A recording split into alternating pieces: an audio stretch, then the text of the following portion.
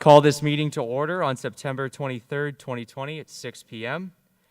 We will start with a roll call. If you are here, please say here or present. Atagarla. Edvate. Anderson. Bender. Buma. Brown. Fahim. Grant. Green. Goff. Gonzalez. Hanyang. Hayes. Hovey. Hurley. Klaptatauskas. Lau. Lewis. Lona. Ludwig. Here. Mass. Here. Pfeiffer. Here. Rinchi. Simano. Here. Schulte. Here. Simonson. Here. Springer. Here. Samuel. Weathers. Here. Young. Here. Zastro. Here. Zavoski. Here. Anderson.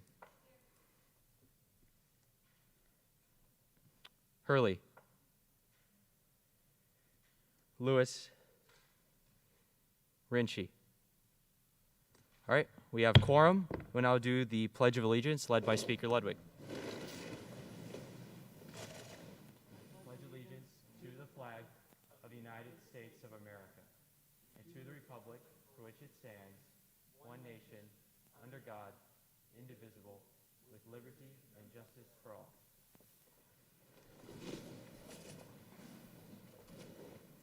We don't have a scheduled program for this evening, so we will go straight into open forum. Open forum is an open discussion for issues relevant to students. So if any student wishes to raise an issue for the student body or for Senate, please approach the lectern and introduce yourself with your name and your college.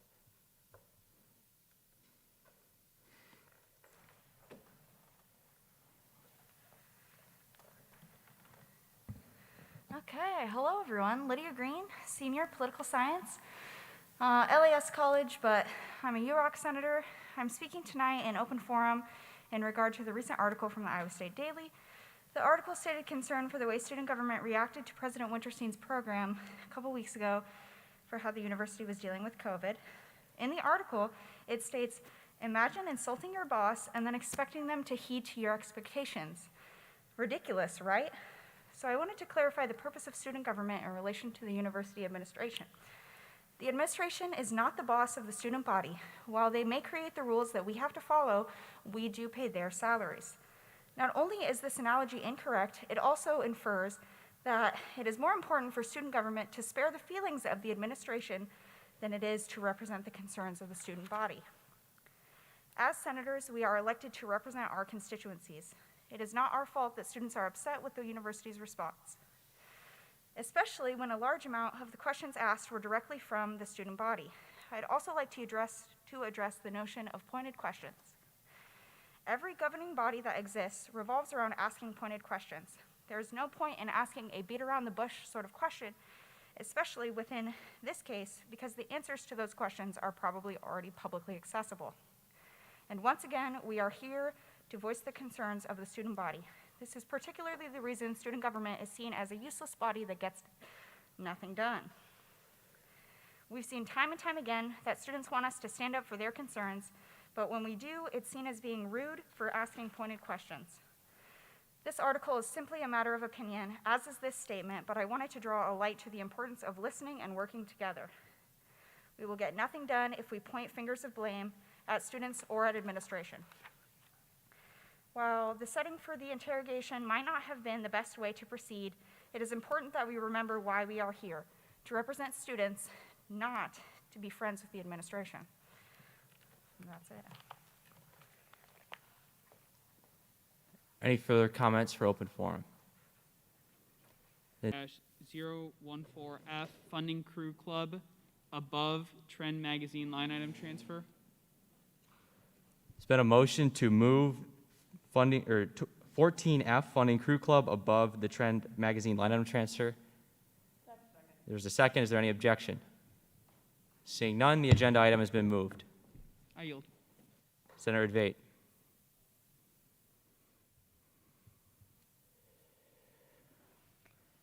Point of information, Speaker Ludwig, did you get my bill? Okay. I would motion to add said bill to the bottom of special orders. I do not know the number yet. Do you have the title? Yes. Seating senators to SI committee. Seating a senator to SI committee. And where did you want that? At the bottom of special orders. There's been a motion to add a bill called Seating Senator to SI Committee to the bottom of special orders. And there's a second. Is there any objection? Seeing none, the bill has been added. There's been a motion to approve the agenda, and there's been a second. Is there any objection? Seeing no objection, the agenda has been approved. We will now move on to approval of minutes from last week's meeting.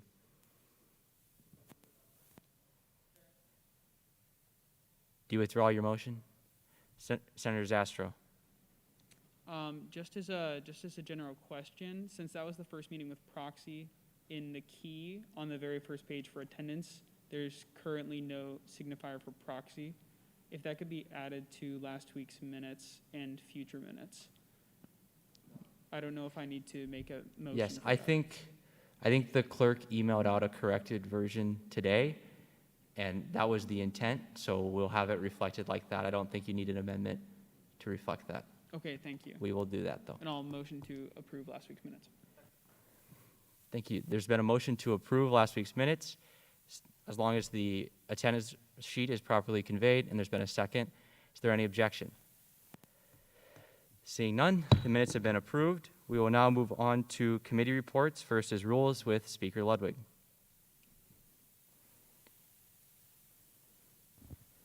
Right, so rules saw the Chapter 7 cleanup bill that we're going to talk about tonight. If you look at the document, it looks like there's a lot of changes. It does the same thing that the bill was doing before. It's just the way we approached it was different, and so we just kind of cleaned up some of the language with that. So there's a lot changed in terms of manner, but it has the same effect. So just warning on that. Other than that, that was pretty much all rules dealt with, so that's my update. If there are no questions, we will go on to Finance Committee with Finance Director Class. Yeah, so we have, this is done. We have a bill tonight that is coming through no bias, which means that it kind of fits in a gray area of PNC. Please ask questions to myself, the other senators on finance, Senator Pfeiffer, Senator Zastro, Senator Lona, Senator Bender. Please ask questions during that because it is a gray area, and we talked about it for a little bit, and we thought it's best to send it as no bias. The other one we sent favorably, and then the line item transfer we also sent favorably. Yeah, just please ask questions because some of this, it gets into the technicalities of PNC, and that's something that as Senate you guys haven't seen yet because we have a retreat on Sunday. We'll talk all about it then, but ask questions. There are no current questions for Finance Director Class. We will move on to PR Committee, and that is with Director of Communications Olson. Hi, everyone. Can you hear me? Yeah.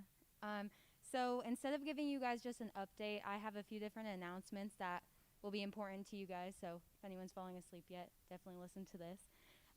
So the first thing we have is the Student Union Board is having their movie on Friday. I'm just here to ask if anyone would be interested in volunteering and helping them out, either set up, make sure that students are wearing masks at all times, and then also tear down at the end. For me, I work till 7:30, and I'm just going for a half an hour after before I have to take a test. So they said that that's fine, and anything that you can do can help. And so it's a good way to have that positive presence on campus because this is going to be an event that is going to kind of set the stage for any other events we have throughout the year. So any help that they can have would be beneficial. So if you are interested in that, you can email me at agolson, O-L-S-O-N, at iastate.edu, or you can just come up to me after the meeting, and that's fine too. The second thing that I have is that we have, so if anyone understands about the one-pagers that happened during the summer, I know that that's something I emailed probably the majority of you guys about. Only 2 to 3 senators actually got to do that, and it's a really important thing for you guys all to do. After talking to diversity and inclusion about some of the things that we did during the summer, they thought that that was a really good way to start reaching out to students on campus that are maybe feeling unheard at this point. And so then if we are able to get those one-pagers out, and if you are all able to get those one-pagers out, then maybe more students will be able to feel heard and accepted on this campus, and we'd even have more students able to come to these meetings and ask you even more questions. It's kind of a start to this really big and important topic of diversity and inclusion on campus.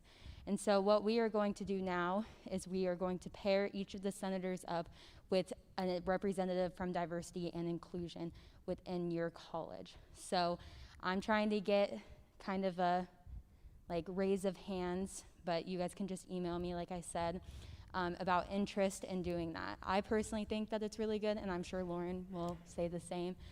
So we're going to bring those back up, and for whoever did do those one-pagers this summer, you can also improve upon those one-pagers.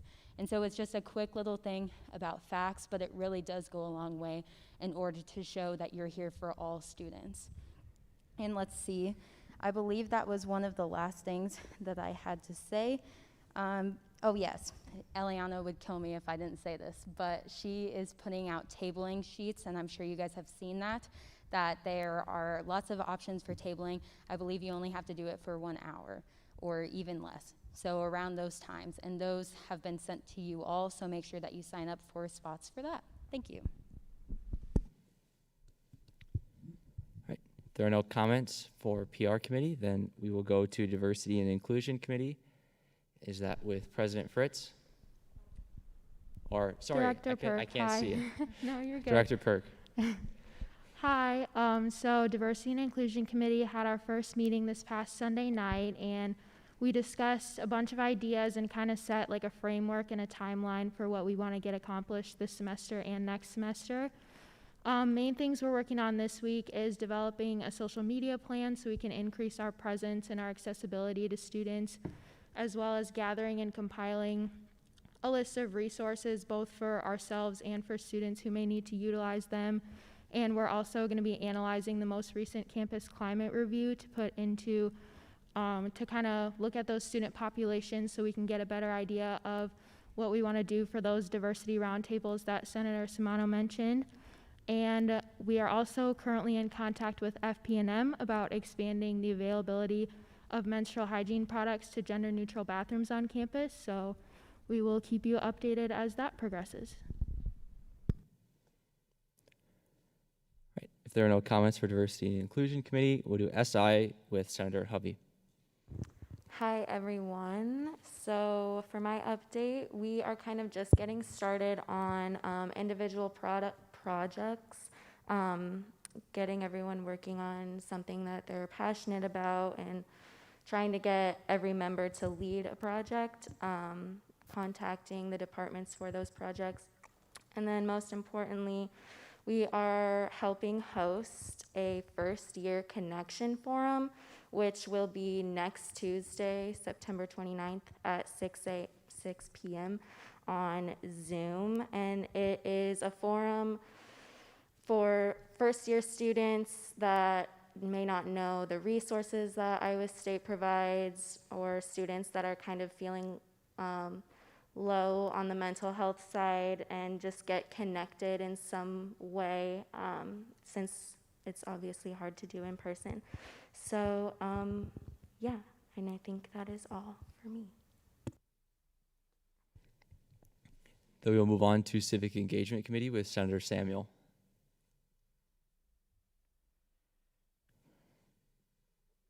Sorry. Hi, everyone. So, yeah, we had our first meeting this past Thursday, and we elected a vice chair, which is Senator Fahim. I got to talk to the athletic department and to see ways how the sports can get involved with voting. We got a grant to advertise early voting through SciRide, but we got the grant from Ask Every Student. We've developed some initiatives that we wanted to take on through STEM voting. We wanted to make stickers and buttons. We wanted to look at transportations for early voting, for people who would have to take multiple buses to the early voting sites. And then we wanted to talk to the International Student Council to see if we can form a coalition and get more educational resources for international students. And then we talked about holding a virtual discussion forum, which would be hosted by us, and we'd have different breakout rooms to talk about different topics. We actually just got masks that say, "I am a voter," and those will be handed out soon on campus. And then our website has been, is ready to go, vote.iastate.edu, with the help of Senator Fahim and Director IT Khan. So it provides institutional, county, and state level resources for students. So if you guys have any more questions, you guys can reach out to me or Senator Fahim. I yield. All right. If there are no further questions, then we will go on to comments from the executive branch with President Fritz. Hello, everyone. Happy Wednesday. So I've just had the weekly meetings of the Principles of Renaming Committee along with the Academic Continuity Work Group, just continually working on those issues. Notable announcement is the Student Union Board movie, as has been mentioned before. That'll be at 8 p.m. on Central Campus this Friday. They're playing Black Panther. There's going to be a group of us going, so if you'd like to come, just let me know. We're all going to go, and it should be fun. Additionally, the Midwest Climate Summit is coming up on October 2nd. Director of Sustainability Seth has been working hard on providing input on that. So if you'd like to sign up to, learn more about sustainability issues and solutions within the Midwest, that's some programming that you can sign up for in the link on my email. And that's all for the week. So if there are no further comments, we will go to external matters within external matters, general orders, 2020-2-011F, Crew Club, and that is with Senator Bender. Yeah, if the club wants to come on up.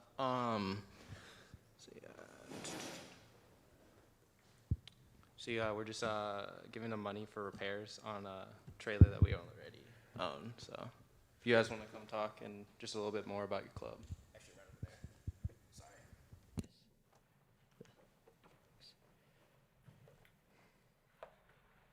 Sorry. My name is Courtney Sabota. I'm the secretary of the crew club here. We're asking for money for to put new tires on our trailer. The trailer was purchased a while back by the university, and the university is in charge of maintaining it. Yeah. Senator Bender, the floor is still yours. I can open the floor up to the other senators. Okay, so we are in the general discussion of the bill. Senator Zastro. Motion to approve the Finance Committee amendments. So there's been a motion to propose the Finance Committee amendments, and since they're committee amendments, they don't need a second, so we'll just go straight into debate on those amendments, which I believe are reflected on the screen. Yeah, these are just we're just changing. In PNC, it says that repairs should go through special projects instead of Senate discretionary, and you'll see that on the next bill too, because that's a similar situation. So I'll call the question on the amendment. So I'm going to call a question and a second on the amendment. Is there any objection to voting now? Then seeing no objection, we'll go into a placard vote. It's call for unanimous consent. Is there any objection to approving the amendment by unanimous consent? Seeing none, the amendment has been approved. Senator Zastro. Just as a clarification, since there are two bills for Crew Club, this is the one that the Finance Committee did send favorably. It is pretty straightforward. We are able to fund repairs for things that we purchased, and we did purchase this, so that counts. Finance Director Class, would you like to talk about the quote that was sent to us today? Yeah, so the sent us a quote. We did a line item transfer last year to fix the other two tires that are on this trailer that we helped purchase. And so they used that information and then also talked to Midas, who was putting the tires on, and got a quote from them. So that is why it's this amount. We also, just for clarification, we helped them purchase the trailer in 2004. So because we helped them purchase it, in our stuff, it says that we can help them with repairs. I yield back to Senator Zastro.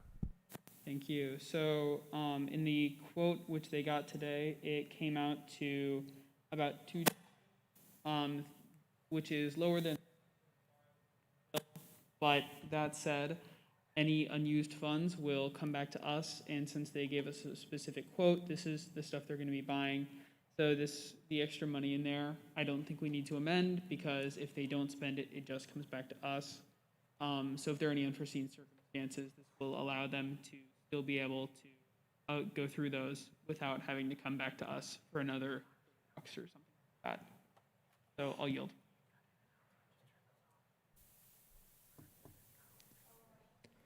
It's been a call to question and a second. Is there any objection to ending the period of debate? Okay, then hearing no objection, period of debate has been ended. Senator Bender with closing remarks. Senator Bender declines, and we will move into it.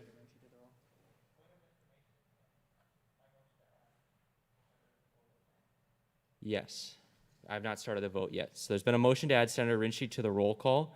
Is there any objection? And seeing none, Senator has been added.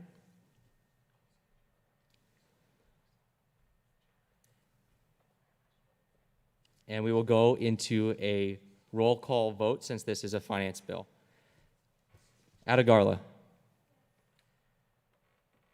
Advait. Anderson. Bender. Buma. Brown. Fahim. Grant. Green. Goff. Gonzalez. Hanyang. Hayes. Hovey.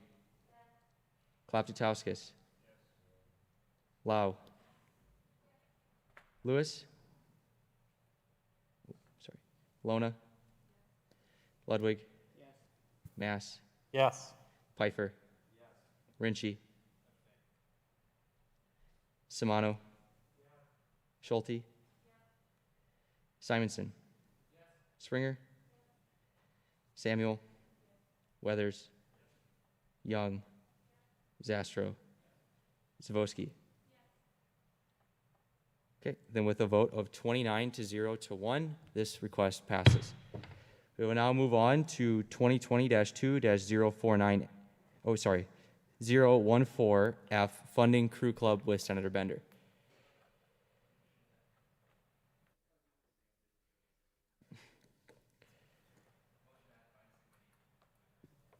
There's been a motion to propose the Finance Committee amendments, so we will go into those. And they are reflected on the screen. Senator Bender, the floor is yours.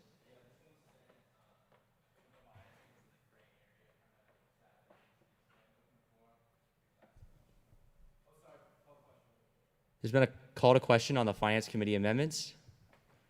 There was a second. Is there any objection to voting now on the amendments? Then seeing none, we'll go into a placard vote. There's been a call for unanimous consent. Any objection? Then seeing none, the Finance Committee amendments have been approved. Senator Bender. Senator Bender yields. We will go into the debate period. Senator Advait. Senator Bender or anyone from Finance Committee, could you please go over why this was sent with no bias? Was it a capital items issue? Yeah, Senator Zastro.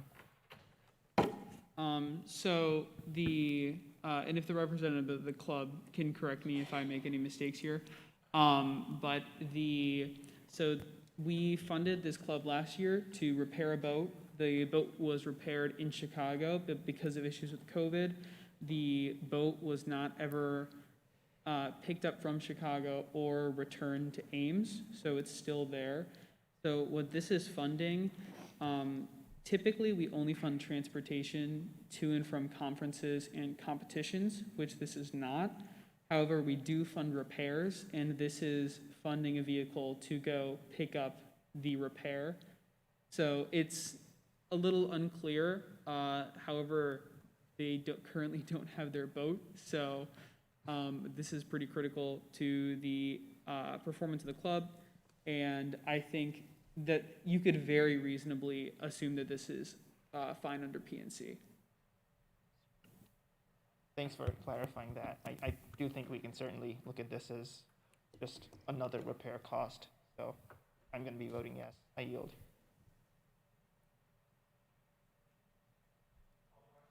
It's been a call to question and a second. Is there any objection to ending the period of debate on the bill? Seeing none, Senator Bender with closing remarks. No further remarks. We will go into a roll call vote. Atagarla. Edvate. Anderson. Bender. Buma. Brown. Fahim. Grant. Green. Goff. Gonzalez. Hanyang. Hayes. Hovey. Klaptatauskas. Lau. Lona. Ludwig. Mass. Pfeiffer. Rinchi. Simano. Schulte. Simonson. Springer. Stenzel. Oh, sorry. Stenzel is not on the roll. Samuel. Weathers. Young. Zastro. Zavoski. The vote of 30 to 0, this funding request passes. We will now move on to 2020-2-015F Trend Magazine line item transfer with Senator Pfeiffer. Yes, so this is a bill for Trend Magazine, and they had $3,000 allocated for the spring of 2020. And when COVID hit, they didn't use it at all, so they carried it over to this year under the name Spring Publication. But they were actually intending to use it for their fall publication this fall. So this line item transfer just gives them the money for this fall instead of this spring. And Finance Director Class has an attached memo that should be in here too. So if the Finance Director has anything else to add, go for it. Yeah, so they came through last week, 2 weeks ago, can't remember, for their funding through Senate discretionary for publication. This money they already have in their account. Just because of COA, they have to make sure it fits the line item. So this is just using it for how they want to use it. It's just the difference between spring publication and fall publication. So it seems very simple. But if you have questions, I am happy to answer them. There's been a call to question on the line item transfer in a second. Is there any objection to voting now? Seeing none, Senator Pfeiffer, closing remarks. All right, then we'll go into a roll call vote again. Atagarla. Edvate. Anderson. Bender. Buma. Brown. Fahim. Grant. Green. Goff. Gonzalez. Hanyang. Hayes. Hovey. Klaptatauskas. Lau. Lona. Ludwig. Yes. Mass. Pfeiffer. Rinchi. Simano. Schulte. Simonson. Springer. Stenzel. Oh, sorry. Stenzel isn't on the roll. Samuel. Weathers. Young. Zastro. Zavoski. Another vote of 30 to 0, the line item transfer is passed. We now move on to internal matters, then internal matters special orders. 2020-2-048 SC, confirming a vice election commissioner. And that is with Vice Speaker Gonzalez. Yes, this is just confirming the vice commissioner for our 2020-2021 student government election year. Yes, could you approach the lectern and just tell us a little bit about yourself and all that good stuff? Hello, everyone. Not sure many of you know me. My name is Ross Opie. I'm a junior, double majoring in finance and criminal justice. I've been on election commission since freshman year. I've been through 2 campaign cycles. This year, something I'm really looking forward to is the possibility of serving as vice commissioner. I believe this role would match up very well with my skill set, and also the responsibilities of Vice Commissioner are very similar to the position that I currently hold within my fraternity. I'm an officer of my chapter's executive team, and I serve as the head of our judicial board, essentially.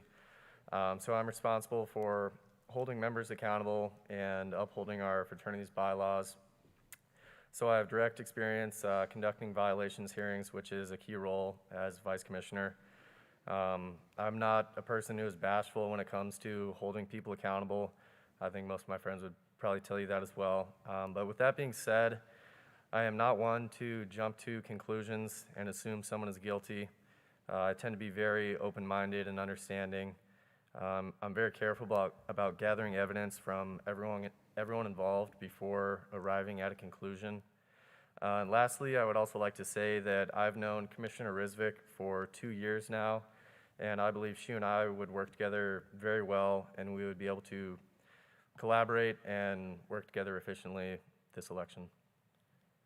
With that, I yield. Vice Speaker Gonzalez. All right, thank you so much for that. He seems qualified to me, but I will open up the floor for discussion. Senator Debate. Right, so the last election season, there was a couple disputes over the election process, and I've heard a lot of people say they think there needs to be reform. I was just wondering what your outlook and what your view on the matter is. On reforming The election process, specifically the violations hearing process, and how favorable you would be to changes. I suppose I'm not opposed to changing it. I don't know exactly what you're specifically suggesting needs to be changed. Well, I guess. So specifically right now, I'm part of Rules Committee on the subcommittee, and we're working to build an adversarial process into the elections violations process. What are your thoughts on the matter? I would be a proponent of that. Yeah, I'm open to those suggestions and those adjustments. That's good to know. Yeah, I yield. Weathers. Yeah, I don't think there's much of a question on whether or not you're qualified, but I'll just give a few short remarks on your behalf. You were my advisor for the election, this past election season. You were extremely helpful, you were very friendly, and you were knowledgeable, so I see no reason why you shouldn't be Vice Commissioner.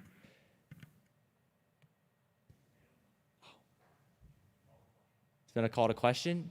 Is there a second? There is. Any objection? Okay, so then seeing no objection, the period of debate has ended.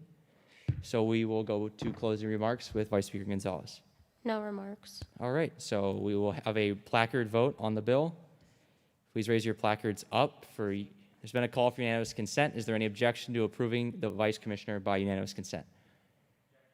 There's been an objection. So we will go into a placard vote. Please raise your placards up for yes.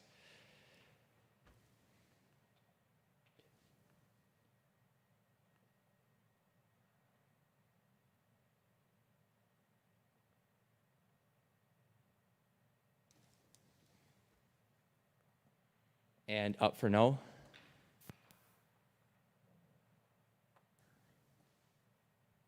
And up for abstentions.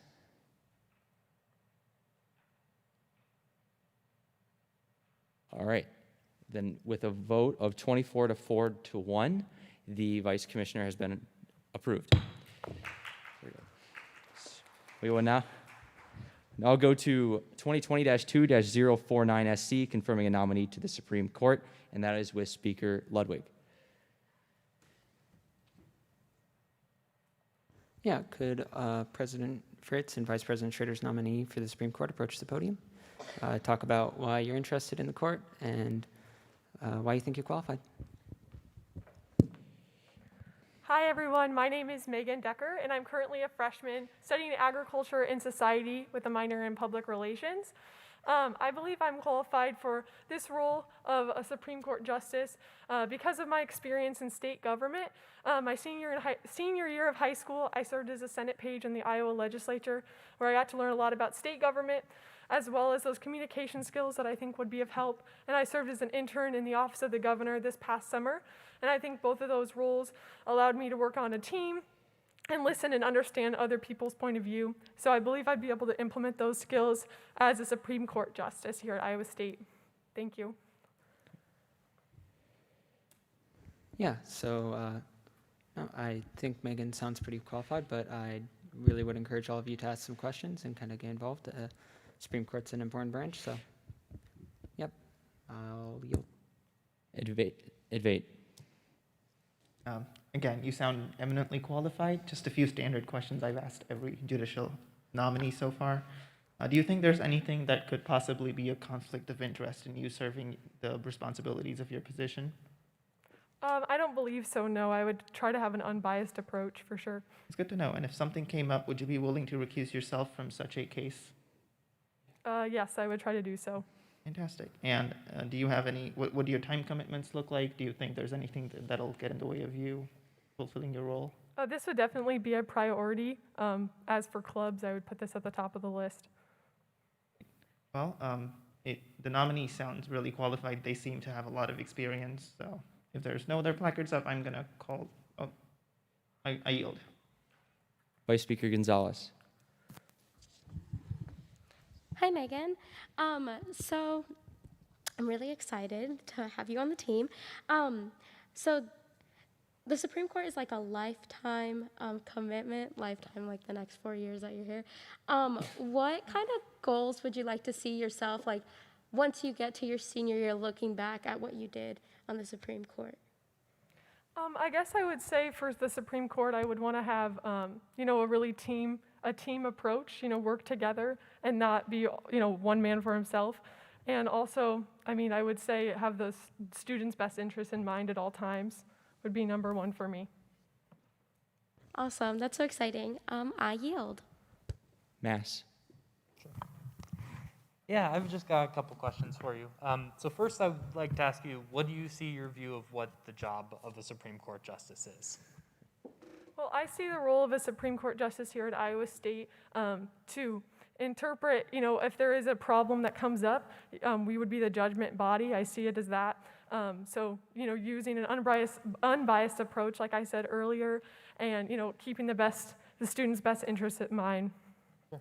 And so to speak a little bit to your qualifications too, obviously being a Senate page and working in the governor's office gives you a lot of political experience. Do you have any specific experience, in law?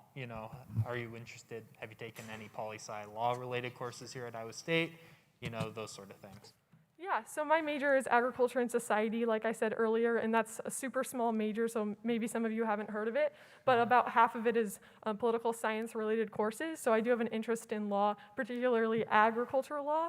And during high school, I shadowed my county attorney for a semester, so I had, I guess, that approach for public law, and that was pretty interesting. But I definitely have interest in going to law school in the future, but that is 3 years away, so. Yeah, certainly. And certainly that's a big decision too as you work through that over the next couple of years. So that all makes sense to me. Do you have any experience, what brought you to the position, I guess? What made you interested in becoming a student government Supreme Court Justice? Yeah, so I was in student council in high school, and then I served in various roles in my FFA chapter as well as the district FFA, and I think that those experiences, they made me for sure like to be a leader, and I like to lead groups of people and represent, and I think with my political experiences as well, could you repeat your question one more time? I apologize. Yeah, I guess I'm asking you, what brought you to student government and wanting to be a Supreme Court Justice? Because certainly leadership roles obviously play an impact in you wanting to be involved. But I guess the more of the question that I'm asking is what made you really want to say, that's the job in particular that I'm interested in doing? Yeah, so funny story, I actually applied to be the student government administrative assistant here in student government, and then President Fritz actually appointed me to this instead, so I interviewed for that position, and they thought this would be a good role, and I talked it over with them, and I thought so as well, so that's how I got here. But. Okay. Sure, that makes a lot of sense. And do you have any experience, have you taken a casual stroll through our bylaws or the Constitution or anything like that yet? I have, but I hope to become more familiar as time goes on. Sure, certainly. And they're long documents, but I look forward to having you on the court, and hopefully you'll serve as a great justice. Thank you. All right, I thank yield. you. It's been a call to question and a second. Is there any objection to ending the period of debate? Then seeing none, Vice Speaker Gonzalez with closing remarks. Oh, sorry, Ludwig. Speaker Ludwig. Yeah, our nominee seems very qualified, and so I would encourage everyone to vote yes. Yeah, that's it for me. Great. We will do a placard vote on the nominee. It's been a call for unanimous consent. Is there any objection to approving the nominee to the Supreme Court by unanimous consent? Seeing none, the nominee has been confirmed.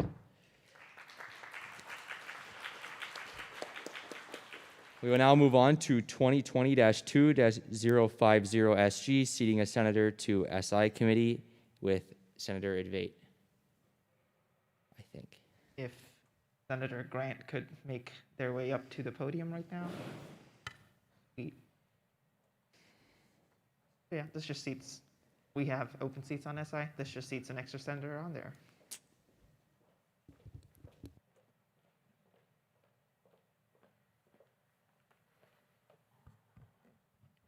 This on?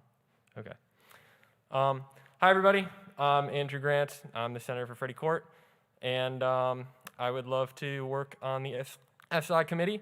I've been a community advisor here at Iowa State for the past 2 years, and I was also a cyclone aide last summer, so I can't think of anyone more qualified who knows about the resources available to students on campus and someone who's able to help students access those resources better. So that's pretty much all my qualifications, but I think those are plenty. So I hope you vote yes, and I can't wait to get started working on the SI committee on future projects. Right, and just wondering, do you have any specific goals, any specific projects you'd like to see accomplished over your term on the committee? Yeah, I'm actually in the works of a memorial on campus, and I think that's a project that I would love to have access for students, especially for international students from China. It's dedicated for them, so I think that's a really big project that I'm working on right now, and I think that would be really cool to work on with the committee. And then also just finding ways for students to access mental health resources on campus as well. I think that's really important, especially with COVID going on. A lot of students are stressing out about stuff like that, and I think that getting those resources to students is a really big deal. Oh, that sounds great. I think I speak for everyone on SI when I say we're excited to have you on, but I'm going to yield for any questions. Rinchi.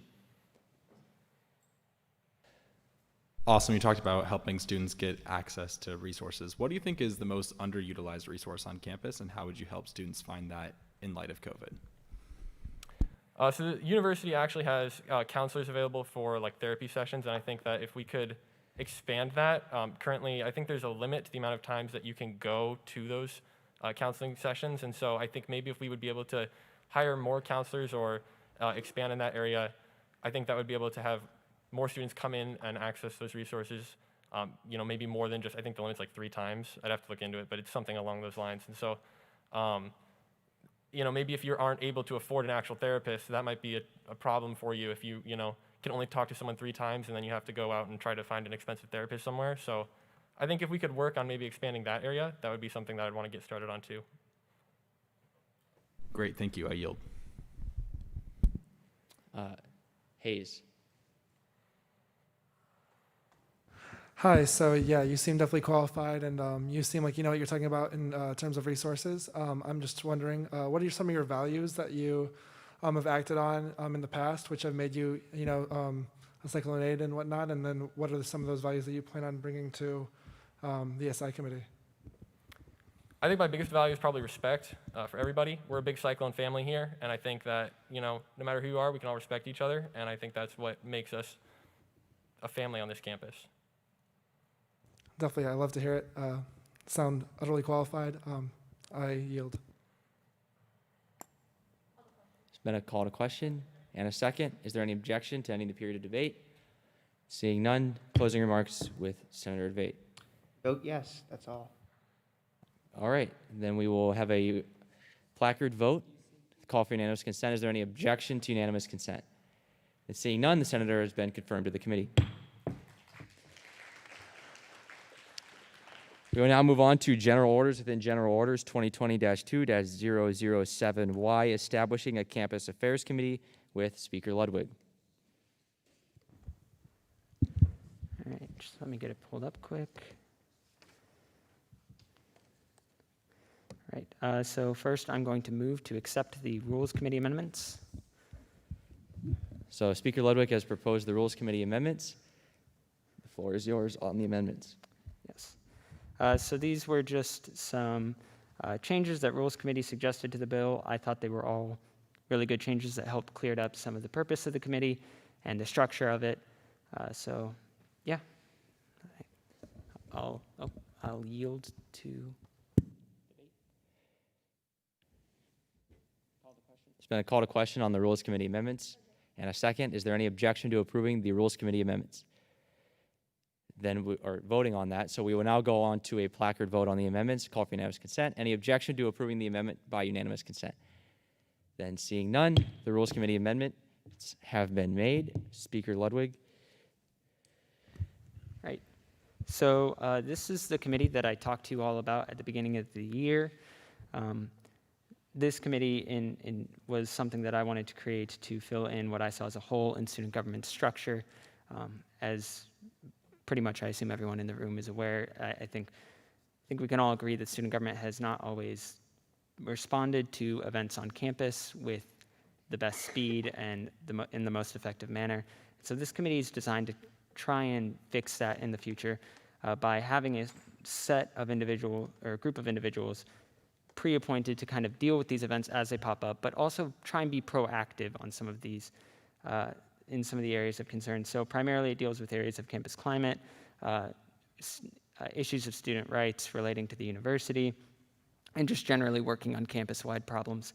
And so I think examples of problems that this committee could have dealt with in previous years include the racist events from last year on campus, trademark, issues surrounding the free speech zones that were created a number of years ago.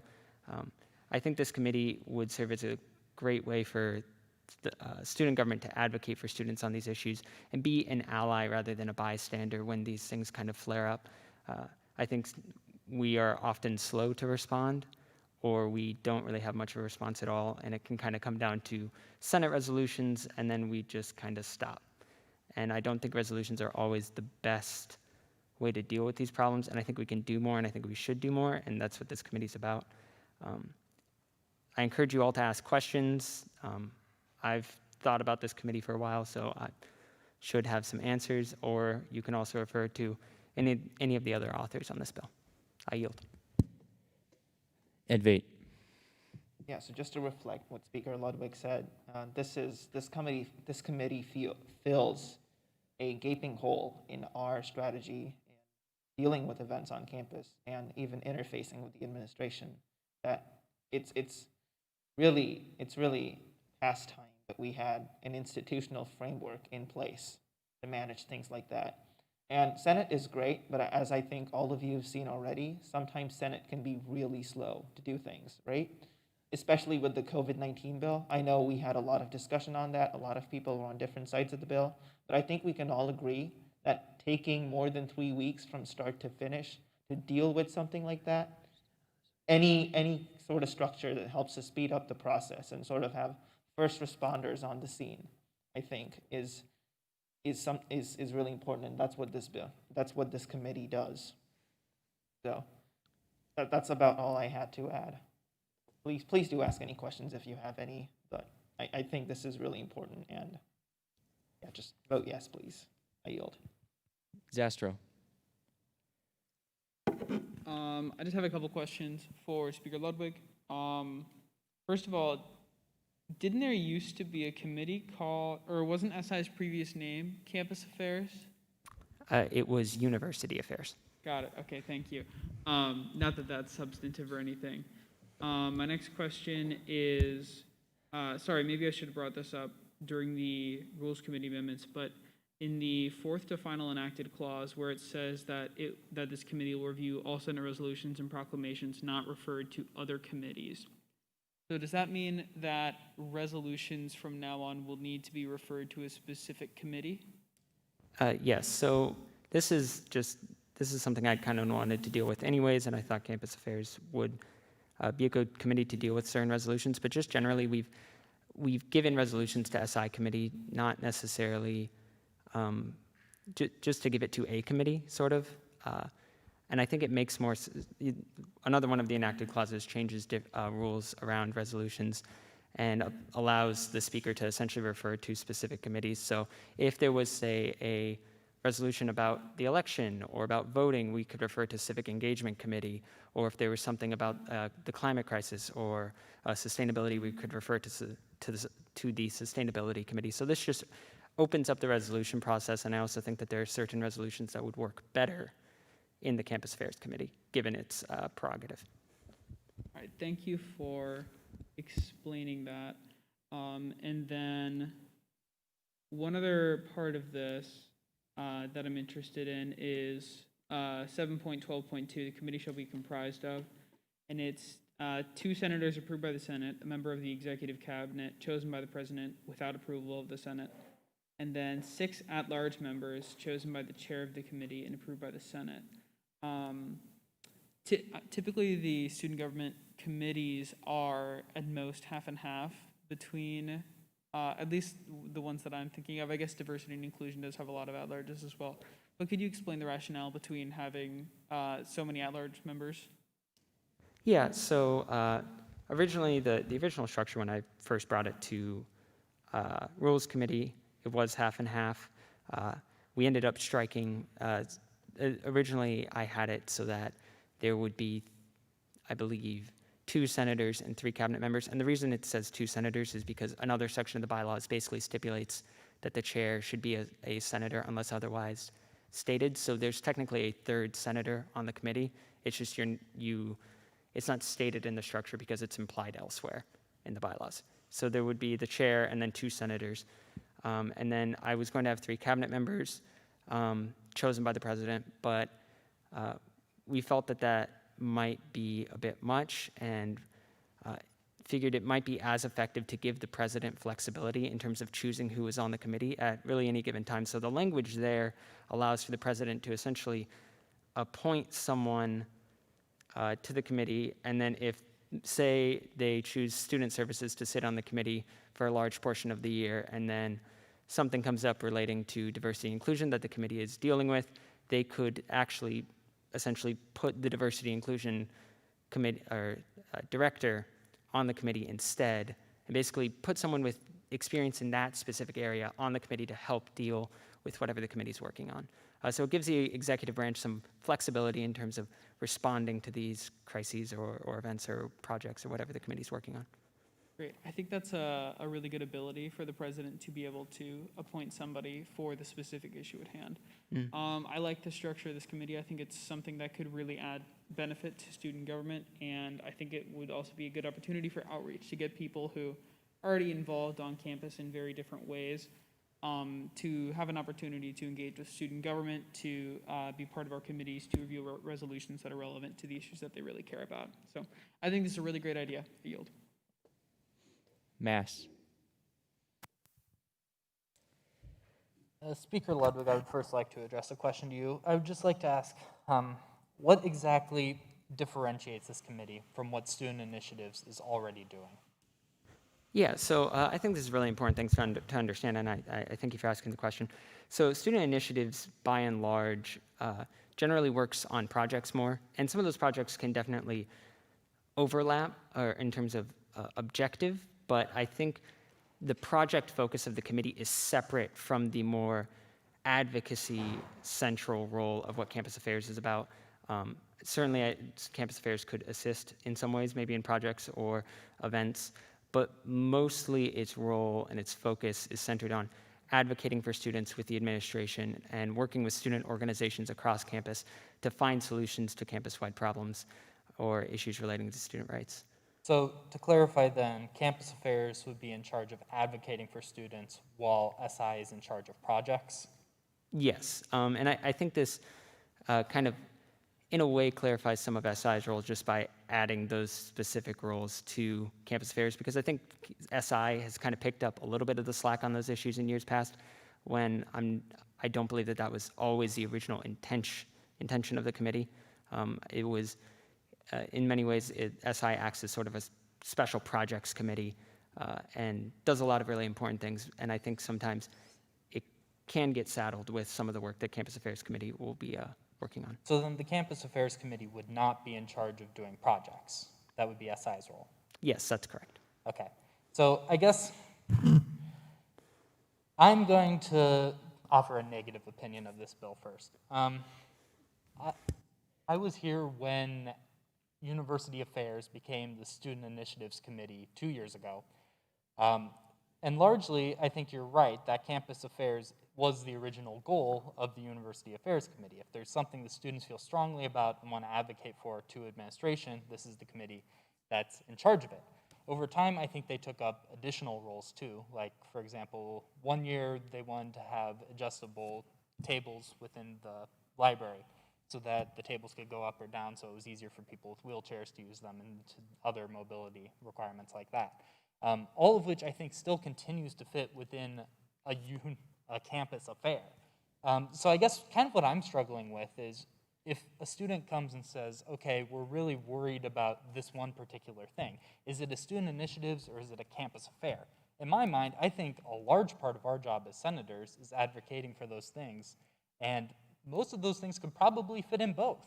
I think there's a very blurry line between what is a campus affair and what is a student initiative. And I'm a little worried that if we institute this committee, we're going to have a lot of things that either we're taking away from student initiatives and giving to campus affairs, or we've got two committees who are both in charge of doing the same thing, and we sort of just go with whichever one we think is doing a better job of it, which is kind of redundant. I also take issue with the fact, Speaker Ludwig, a lot of the motivation suggested for this bill seems to be that it would in some ways be able to move more quickly than we have been able to do in the past as things arrive on campus. Certainly, things like free speech, things like the racist acts that happened last year are going to pop up. And I'm not sure that instituting a new committee is necessarily going to make us more aware or better at listening to hear when things like that are happening. I'm just worried that we're creating a committee that's supposed to do things that we already do through other channels, and then we're unnecessarily duplicating them and expecting a better result. So I'm going to be a little critical with my first speaking privilege. Please convince me otherwise. I yield. Senator Pfeiffer. Okay, so in the bill, I don't see anything about what happens when hypothetically the Campus Affairs Committee would be in disagreement with Senate. Is there a procedure laid out for if Senate would disagree with a decision made quickly by this committee? So the role of people on this committee, as with every committee, is essentially to act on the issues relating to it. There isn't anything specific to, I guess, how do I put this? Campus Affairs is going to be working with groups continuously. If the Senate decides to pass a resolution and also intends to pass resolutions with ordered clauses in terms of like what action student government will take next, then the committee is going to be subject to those order clauses, assuming that the resolution or Senate order applies them at the committee. But I think giving the committee the flexibility to act independently first and then get things rolling in student government while they're already acting is going to be important. Am I answering your question? I want to make sure I'm addressing it. Yeah. That Okay. makes sense. Thank you. Yeah. I yield. Senator Hovey.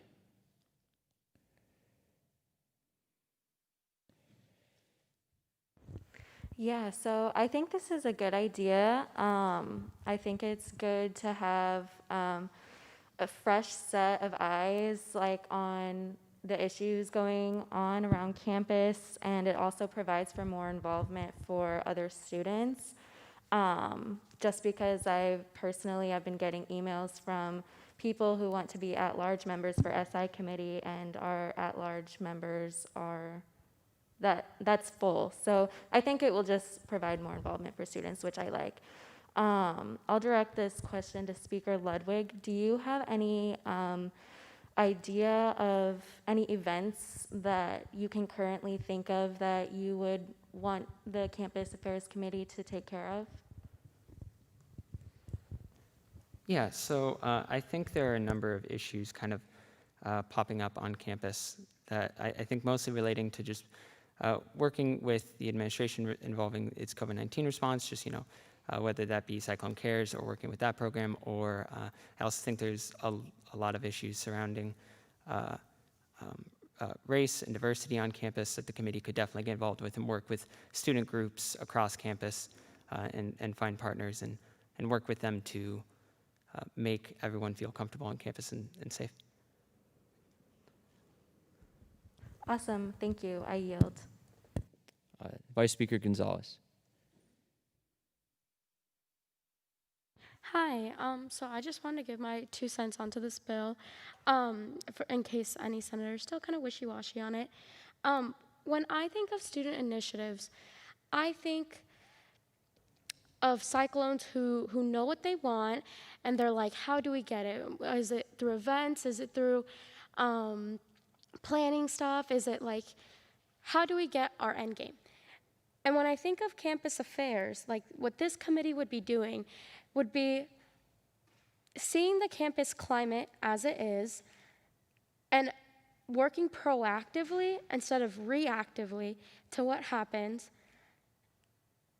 And like Speaker Ludwig said, working with those groups that are involved to reach whether it's a resolution or like a rolling solution. Student initiatives is more like it's initiatives. Students like are actively looking to be involved and to act on stuff. But campus affairs is going to address those issues that we see on campus or that we see at Iowa State. And it's not like they're just like projects. It's not like there's like that they're that they see something. I should have worded this better. It made more sense in my head. But yes, campus affairs, I think, is just going to address issues that we see on campus, while student initiatives does more project-based and event-based ideas. I might come back with something. But yes, that's what I have so far. I yield. Senator Klaptatauskas. Speaker Ludwig, I was wondering if you could speak on what powers or response time will the committee have that the Senate does not possess? Right. So I think this is important to understand about committees. Committees are basically charged with acting on certain issues. So we charge members of the Sustainability Committee to work on those issues. But I'm not on Sustainability Committee, but I could put forth a sustainability project. And so the committees are more generally charged with dealing with things. And by working this committee is basically charged with dealing with issues of campus climate, student rights, and campus-wide problems. And so advocating on those issues, that's something any senator can do, but we're trusting the members of this committee to basically work on those issues continuously. It's picking essentially a focus for them in their time as a senator, if that makes sense. Am I answering your question? I want to make sure I'm getting to the answer. You answered it, but then I kind of have a follow-up question. So, like, hypothetically, if there was a free speech issue, like, what would those specific powers, if that came to your attention and you had to work on it? Right. So if there's a free speech issue, the committee would be expected to deal with those issues. That's something relating to student rights, so the committee could basically go out there, work with student groups. Maybe they want to work with student groups advocating for student rights on campus, and they can get out there and start working with members of that group and members of the administration to maybe find solutions. So, if there's an established free speech zone that student groups think is unfair, the committee could work with that group to talk with the administration, find solutions to that problem, get that cleared up and fixed. Is that making sense? Kind of. I was wondering, like, the details of you kind of express the powers. So would that Mhm. include resolutions, or would it Yes. just purely be mediating or pointing them to the direct resources they could use? Yes, so in terms of resolutions, the committee can draft a resolution or would have the ability to draft a resolution and send it to Senate. That's something that they could do, certainly. And resolutions relating to those issues, say if someone on the committee, or sorry, someone who wasn't on the committee wanted the committee to deal with it, someone else could write a resolution and the speaker could refer that resolution to campus affairs. Okay, I yield. Senator Hayes. Hi, I just have a question for Speaker Ludwig. So would your committee be opposed to projects if they were related to the issues that you were advocating for and you thought that they were beneficial to the cause which you were advocating for? Yeah, so this is largely left up to the committee chair. I think there might be some projects that pop up that the committee could definitely assist in. I don't see that as the central role of the committee. I think by and large projects and events are something that SI committee should focus on. And I think the central role of this committee, as I've stated previously, is more focused on advocacy and working with members of the community. So I don't think that there's necessarily inherently a project function in there, but as with pretty much any committee, a project might pop up that might be approved, especially pertinent. Definitely. And so I know that you've been talking about how you were inspired by some of the previous events on campus which are necessary or like needed to be responded to quicker. What were some of like your responses that you would have liked to see immediately after like these events had taken place? Yeah. So, and with trademark, for instance, I think that student government kind of faced some internal divisions about how to respond to trademark, and so that slowed our response in many ways. And so, the efforts that we could have made to establish an ad hoc committee at the time or develop a coherent response were muddled. And so I think, having students present, working more closely with the administration than we ended up actually working with them would have been a lot more helpful in terms of getting the student perspective out there and advocating for students.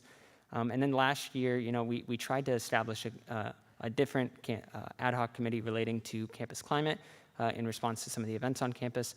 And we also ran into issues there with just getting the committee up in time, getting it functional, finding people who had the time to work on those issues. And so, part of this helps make sure that there's already people out there ready to work on these issues. Gotcha. And so would you say that most of these issues are issues that pertain to the entire student body, or would you think that these are also, I know that you've been talking a lot about different groups, but so as a member of SI, I know that we are currently talking about a project which Emily had mentioned earlier, which is the First Year Connection Forum. And that has to do a lot with like freshmen who have been having a hard time, meeting people and have been having a hard time with their mental health.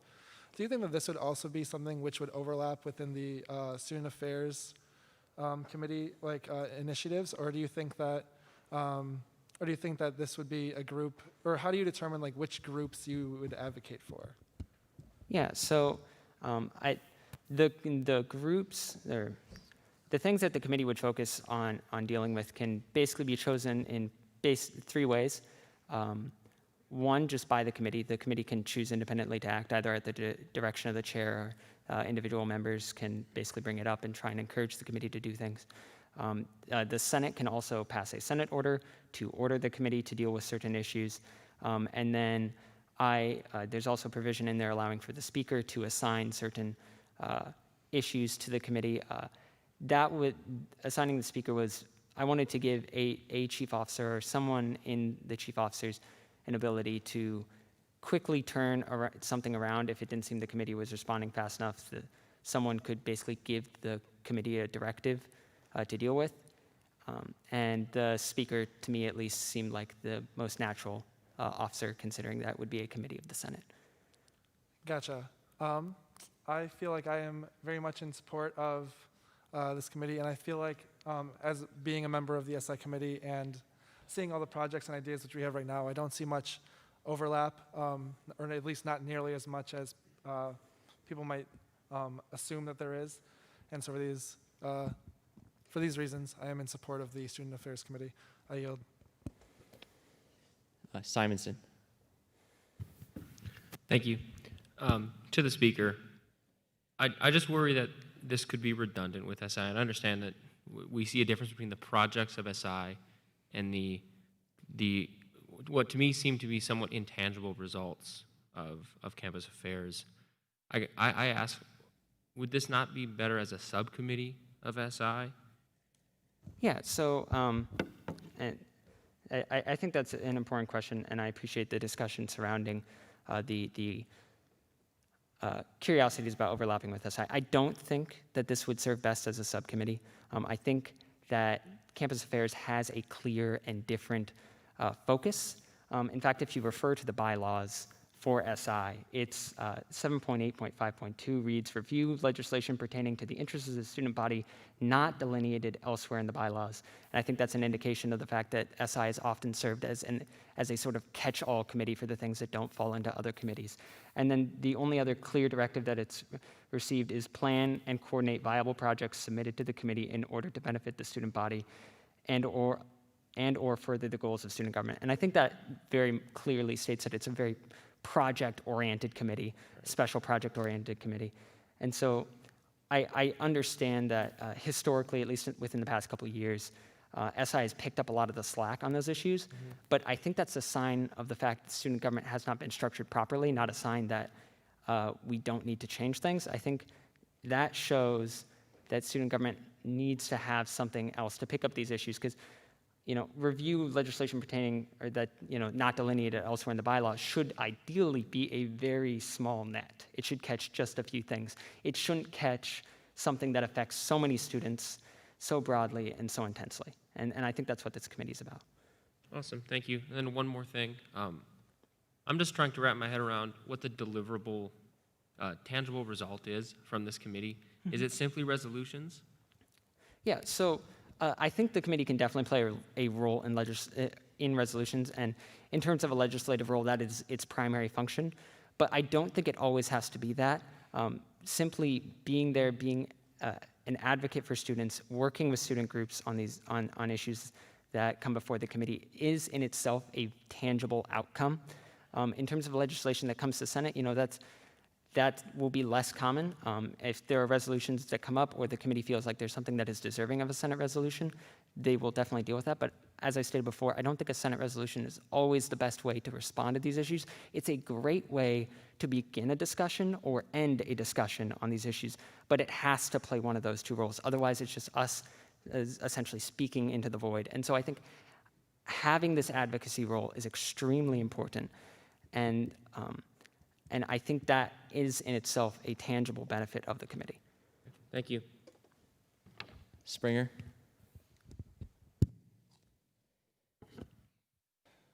So I like the intention of the bill, and I mean, I am part of Rules Committee, and I didn't think of these issues until we started talking about it just now. But I think after Senator Mass and Senator Klapatowskis's comments about the purpose, I feel like the purpose of the committee as written in the act is a little unclear.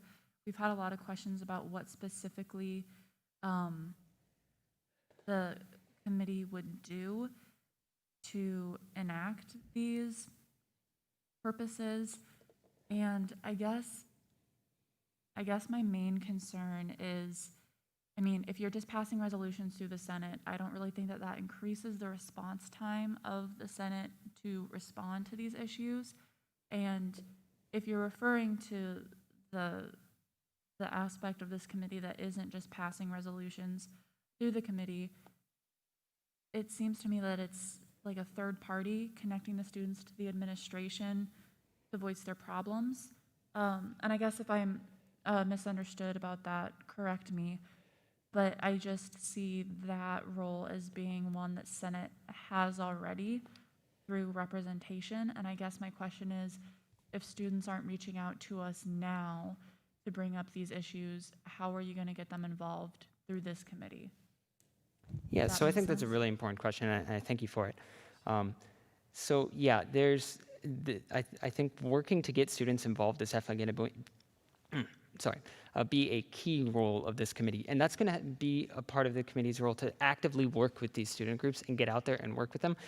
And I believe at least that, like I said earlier, the resolution aspect is something that'll play its part, but that's just a legislative product, essentially, of the committee. The advocacy and going out and working with students and making sure that they're reaching out to students that are affected, student groups that have relevant interests, I think that's important, and I think that distinguishes it pretty clearly in contrast to student initiatives, especially given the things that it's assigned to deal with specifically involving, as I've stated a couple of times now, campus climate, student rights on the university, and campus-wide issues. Am I hitting the mark here? I want to make sure that I'm addressing your whole question. Yeah, I asked like 10 questions in one thing. You're good. Okay. Yeah, you answered most of it. I guess one of the questions I had, so in advocating for these students and reaching out to these student groups, so would the two outcomes of that be either to write resolutions for us to hear in the Senate if you find a problem that we need to pass, and then the second one being connect them with administration to work as, I don't know, like as a group through Senate with some like power behind it to just represent them to administration with a stronger voice? Yes. So I'll start with the second point, which is yes. The part of the role is connecting student groups with administration, and I think that is it's not so much a bureaucratic function as it might sound. Members of student government and senators, especially, may find it easier to get in contact with administration or get a response from administration. Administration generally sees members of student government and student government itself as a partner to work on these issues. And so when we bring things to them, they're a little bit more willing to work with us, I find. And I think having that kind of structure there, a kind of support structure for students existing just year round, makes it easier to help students get to those resources and help them find solutions. And when it comes to resolutions, certainly, like I've said, a resolution can be a product. I don't necessarily think that all issues that this committee deals with will necessarily have to result in a resolution. If they can find a solution with the administration with little to no problem, or it's just a small fix, or there's this small issue, I think that's great. And I think that's something the committee can do, and I would definitely encourage them to make Senate aware of it, but I don't think it has to result in a resolution. I think sometimes just going out there, working on the problems and fixing them is in itself important. Okay, thank you for clarifying those points. That helps for me, and it helps me be more behind this bill. I yield. Lona. So thank you, Speaker Ludwig, for addressing and appointing a committee to address racial issues. I think that's also very important. In terms of racial issues specifically, have you spoken to the Director of Diversity and Inclusion to make sure that the outcomes of diversity and inclusion and this committee are either working together or making sure that they're not overlapping entirely to not take away from the work that diversity and inclusion is already doing? Yes. So this is something that I think is really important. And I think when it comes to issues of diversity and inclusion, if something big's popping up, like I said earlier, the president has the ability to essentially move a cabinet official. In terms of working directly with the committee, I think that's very important that the committee does that. I think at times, last year when we worked, or were working to respond to the issue, the racist events on campus, and we were creating a campus affairs committee, I talked to the director of diversity and inclusion at the time, because I wanted to make sure that there wasn't an overlap or that we weren't stealing a task. And what I found in my conversations with them at the time was that they were worried that they would lose the ability to work on the other projects that they have. And so it gave the committee the ability to continue to work on a lot of different things. At the time, they were working on the Heroes event, which was going to highlight students across campus. That was really important. And there were a number of other projects they were working on. And establishing another committee or it made it so they didn't have to essentially set that stuff aside. And so I think this committee would definitely consult with diversity and inclusion, and to, on any issues, especially if they're working on something more proactively. But I think dealing with these issues and as a more campus-wide issue rather than, I guess, trying to, I feel like I'm making a confusing statement here. I think diversity and inclusion does a lot of proactive work that is different in ways in terms of promoting diversity and inclusion and an inclusive atmosphere on campus.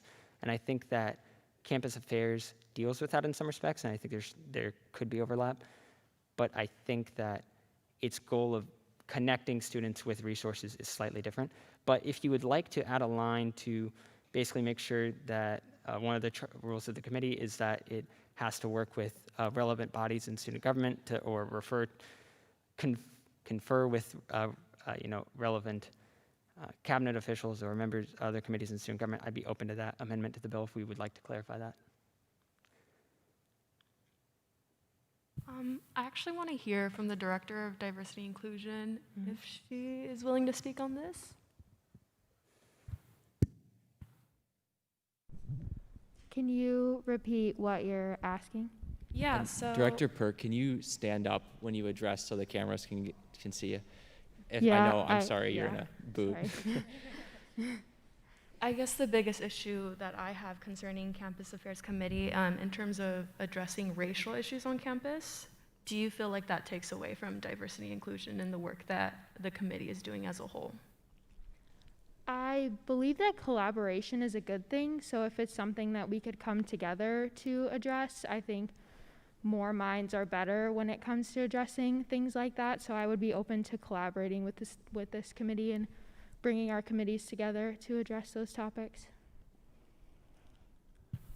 Okay, I will yield my time for now, and I'm going to look to see where I can amend the bill. Senator Simano.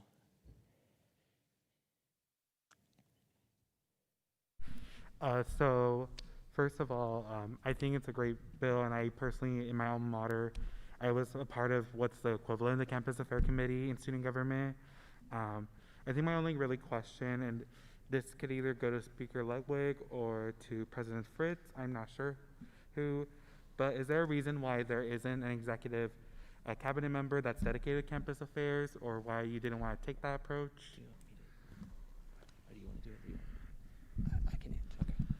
Yeah, so the reason that there wasn't a specified member of the executive branch is what I talked about towards the beginning of this debate was we wanted to give the executive branch some flexibility in terms of who they sent.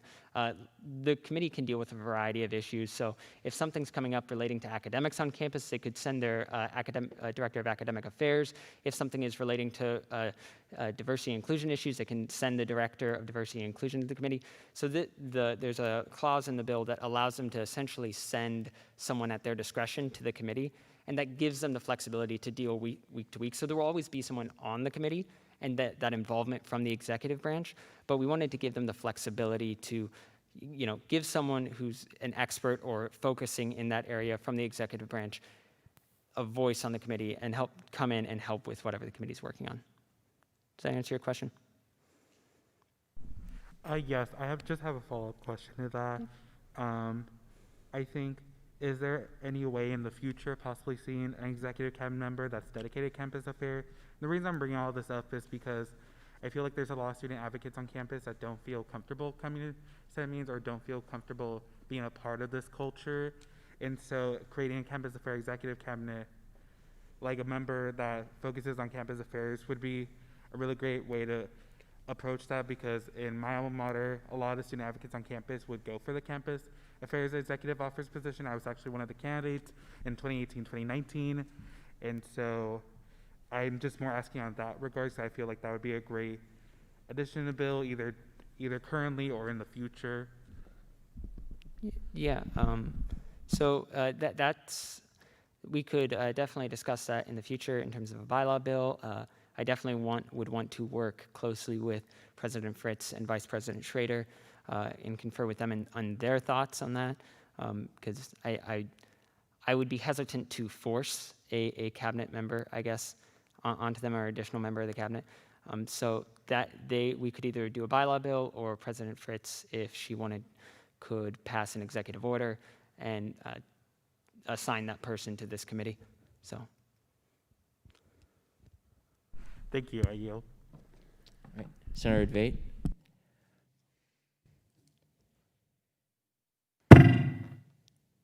Okay, so I have a couple of points to address. The first is a lot of the negative opinions I've heard about the bill, and if I understand Senator Mass, your argument correctly, it's centered around duplication and there being insufficient differentiation. And I guess all I have to say to that is there is a good amount of differentiation for number one. This committee is going to have a large at-large student representation, larger than student initiatives, in fact. So this allows the larger student body to be more involved in these discussions. The second thing, and this isn't, I guess, a formal role of the committee, but this is something I've been thinking about for a really long time. And I can foresee this committee turning into a sort of, given how high of a turnover rate we have, having this committee could get into a position where it's having regular meetings with the Iowa State administration, right? That's not something not Student Initiatives is doing, has ever done, and we have no plans for doing that. And having that sort of permanent liaison with the administration and student groups is something Student Initiatives can't do. And again, like has been said before, this is going to be a proactive committee. Moving on, I'm the vice chair of SI committee, and I've talked to Chair Hovey about this too. And we have a lot on our plate already, essentially. We're working with a lot of projects. Just looking at the projects we have listed, we have like, I don't know, 9 or 10 ideas we want to do, and basically every single member of the committee is already assigned to do something. And when we have stuff like this come through, even the COVID bill last week, right? We only meet once a week. So when we have a bill like that roll through the committee, everything else has to grind to a halt for a week or two while we figure out how to deal with the COVID resolution, which, if you think about it, is really not what most of the people that came on the student initiatives thought they were signing on for. So this committee would take care of things like that, which I think is much more campus affairs than student initiatives, and really frees up the manpower in student initiatives committee, because right now, frankly, we had nothing to do with trademark. We had nothing to do with the campus climate issues last year. And I don't think there's no plans to do that, and we don't have the manpower to do that. So if nothing, insufficient manpower is a good reason to have a separate committee. And that is clearly a problem here. And if someone on SI has differing opinions, I'd be happy to hear those out too. And I can't speak for diversity and inclusion, but I imagine they'd have the same issues if they have to stop working on their projects and all of a sudden switch to dealing with pressing campus climate issues. What else? Okay, that's about it. I had a question for Speaker Ludwig, very technical. I know we're like co-authors on the bill technically, but if you look at the last enacted clause, why is that going to 7.1.1? That is completely unrelated to the language of the bill and doesn't fit into Chapter 7 at all.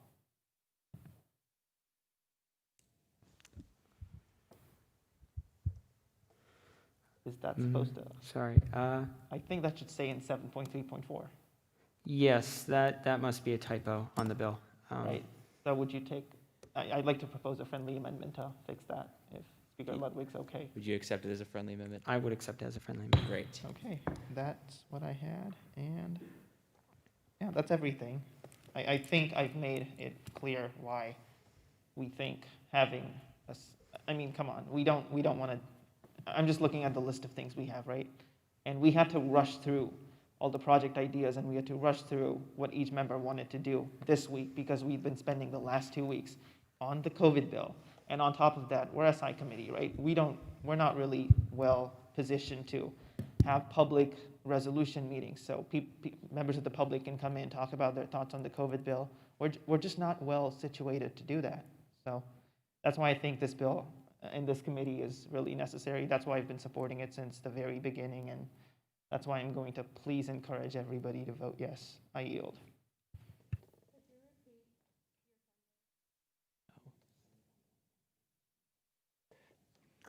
Great. So we will go to Senator Weathers. And as a point of information, there are 7 minutes left on the bill.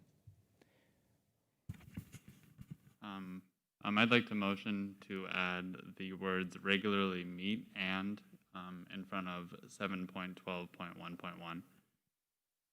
There's been a motion to add and regularly meet and Correct. to 7.12. Which line, which enacted clause, Senator Weathers? The third, The third enacted clause. 7.12.1.1.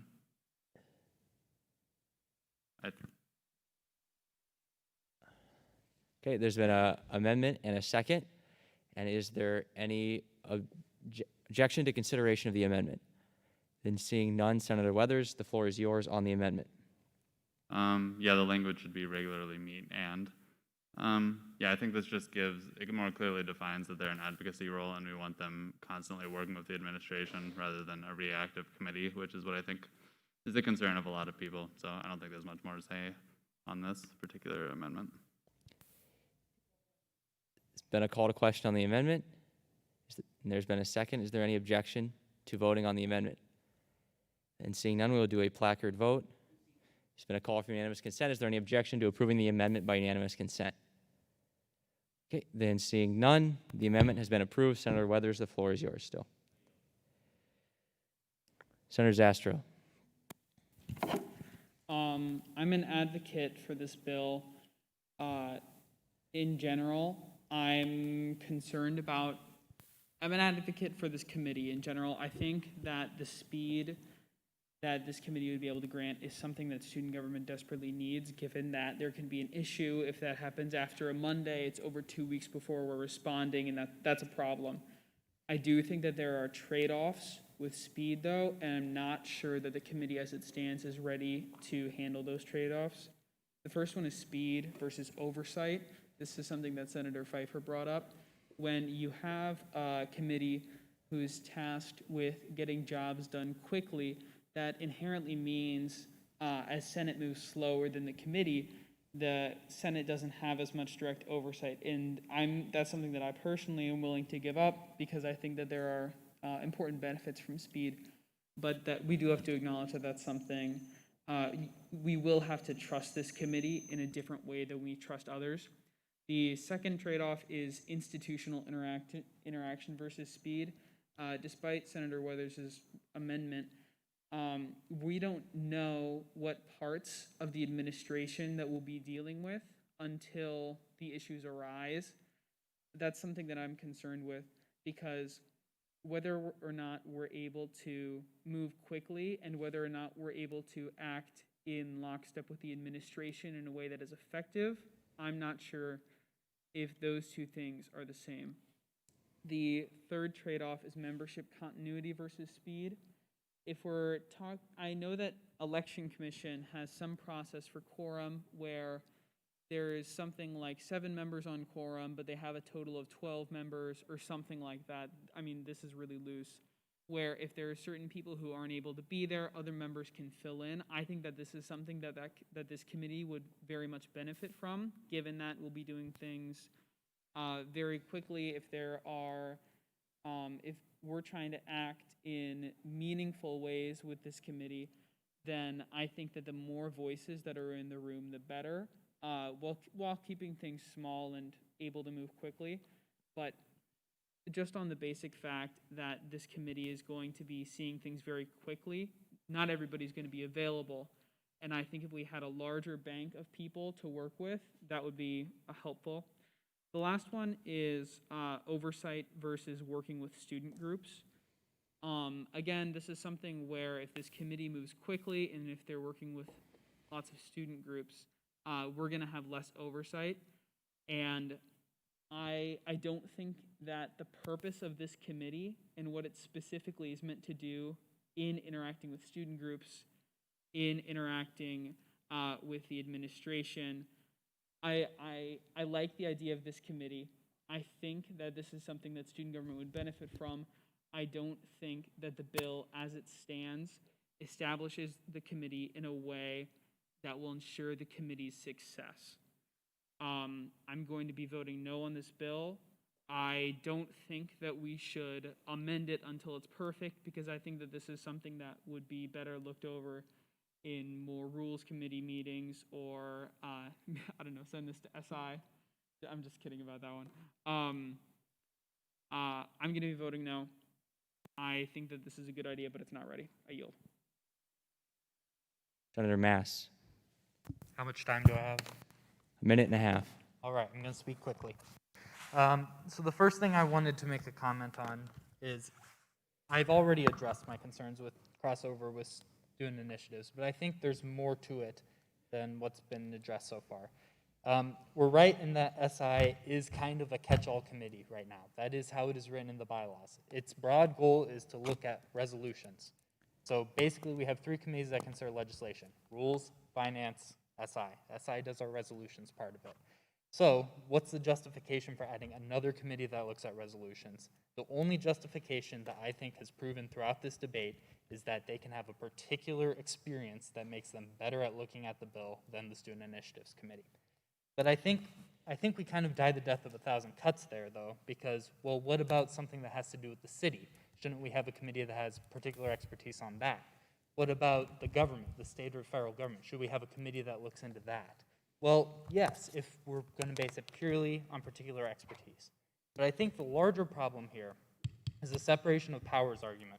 We have people in the executive cabinet who do this job for us, who can move quickly. Senate is going to move slow whether or not we have a committee that looks at things or not. Senate is built to move slow, to mull over things, to come to the right conclusion on resolutions. In the meantime, we have the exec branch be the one-on-one communicant that this committee is looking to be. Race, so for example, diversity and inclusion, sustainability, health and wellness, all cabinet positions that already do things that we're trying to give into this. Time on I the yield. bill has expired. The 45-minute debate period. Speaker Ludwig with closing remarks. All right. First, I just want to thank you all for a spirited debate. A lot of good questions. I really appreciate all of the support and criticisms that were offered. I'm just going to talk about some of the standing criticisms that I think are there, and then I'll just, I guess, return to the overarching vision for the committee.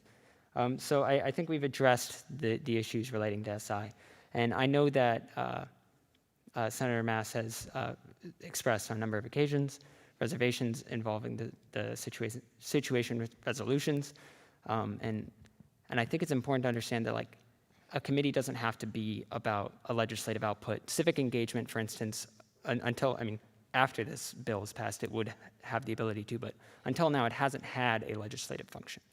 It has been primarily working on issues of civic engagement. So, getting voters out, helping connect people with, help people deal with issues of government. And so, if there's a resolution now involving, as Senator Mass suggested, the city of Ames or the federal government or something of that course, civic engagement might actually be a great committee to send that through. And I think that this bill helps give flexibility to that. But I think understanding that a resolution doesn't have to be, or that legislation doesn't have to be the primary output of a committee is important to understand. That a committee can do more than just that a committee should do more than just that, especially committees that that its primary function isn't bylaws or finance. And those are basically the only 2 committees that I can think of in student government whose primary output should be legislation. And then just to address some of Senator Zastro's concerns involving the structure of the committee, I understand where he's coming from. I completely understand. But I think what we have to also think about is that we cannot structure in everything. We cannot make any committee perfect. These things are built in the committee. These traditions, these practices, these are always built in the committee. We can't structure in all of the perfect ways in which the committee will interact with the administration. We have to trust, as we trust every member of every other committee, to do the best they can and act accordingly, or act in the best interest of student government and the student body. And I think we have to trust that they will work with other parts of student government, that they will work with the administration, that there isn't really a loss of oversight in those areas because they can work with those students. And then in terms of having the ability to connect with groups, I think we should expect that the committee be proactive in that area and make a point of connecting with groups before things happen, before there are issues, and working on things proactively. I don't think it has to be a response. I think we can be proactive, and that's a large point of this committee, is that we want a proactive response. And I think the committee can work proactively to work with students and work with the administration and make those connections before you need them. And then Also, just, I guess, to return to Senator Mass's concern involving the executive and their ability to quickly respond to issues, the impetus for this committee is the fact that that has not happened. The fact that the executive hasn't responded that fast in the past. And that's not necessarily the fault of a bad executive. I think that is in large part a result of the executive wanting to work with Senate and wanting there to be a unified student government response. And I think this committee offers that solution. This committee is about advocating for students, about being an ally, not a bystander, about filling in the gaps in student government's structure. And I think that's what this committee does. I think it does it well. And I think if we understand that a committee needs to do more than just produce resolutions, that student government needs to do more than just produce resolutions regarding the issues facing students, I think we'll see that this committee is something that we need, because too often we just pass a resolution and then we're done. And frankly, I'm tired of it, and I think students are tired of it, and I think we should change. I think we should all be tired of it too, and I think that's what this committee does. It creates a structure in student government to be an ally to students, to advocate for students continuously year-round. And so I encourage you all to vote yes. I think this will be a fantastic addition to student government and a fantastic Senate committee. Thank you. We now move on to a roll call vote. Yes would be to approve the bill. No, please, yes, no, abstain, or move me down. Atagarla. Advait. Anderson. Bender. Buma. Brown. Fahim. Grant. Green. Goff. Gonzalez. Hanyang. Hayes. Hovey. Klaptatowskis. Lau. Lona. Ludwig. Yes. Mass. No. Pfeiffer. Rinchi. Simano. Schulte. Simonson. Springer. Samuel. Weathers. Young. Zastro. Zavoski. Pfeiffer.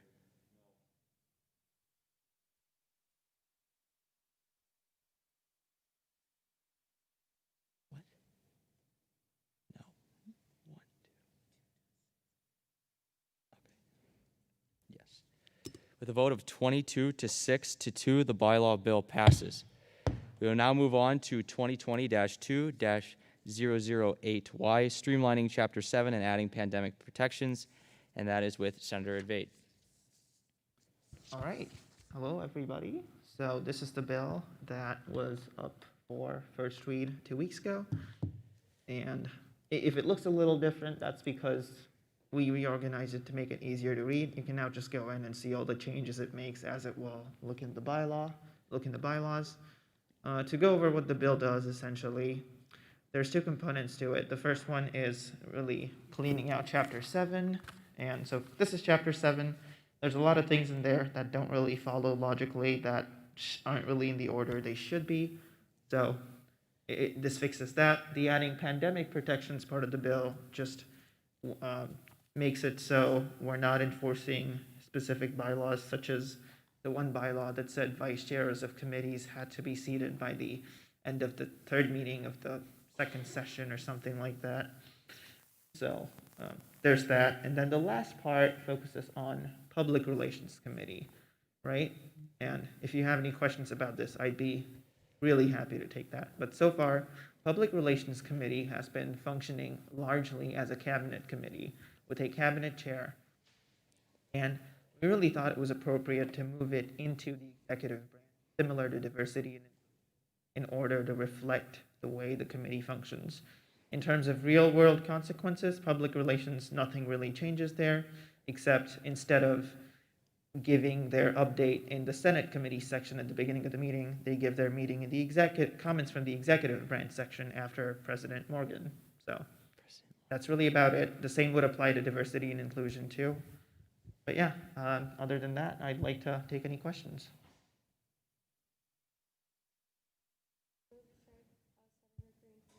There's been a motion to strike Senator Green from the roll. Is there any objection?